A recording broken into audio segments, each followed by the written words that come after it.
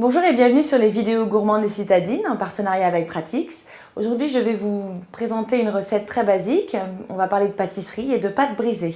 Il existe beaucoup de recettes différentes de pâtes brisées. Moi, je vous présente une pâte brisée très simplifiée avec simplement de la farine, du beurre, de l'eau et du sel. Si jamais, bien évidemment, vous souhaitiez avoir plus de pâtes ou un petit peu moins, il vous suffira de voir vraiment un rapport 2 farine, 1 beurre. Tous nos ingrédients dans le mixeur. Alors, tout d'abord notre farine et notre beurre. Alors le beurre, je l'ai bien gardé à température ambiante de façon à ce qu'il soit beaucoup plus mou et se mélange mieux avec la farine pour faire une boule. Et j'ajoute aussi ma grosse pincée de sel dans l'ensemble.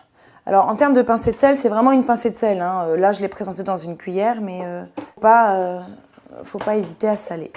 Alors, je ferme mon mixeur et tout simplement, je vais le faire partir et ça va commencer à se mélanger. Et ensuite, en rajoutant l'eau, la boule va se créer. Et j'ajoute l'eau progressivement qui va me permettre de réaliser une boule.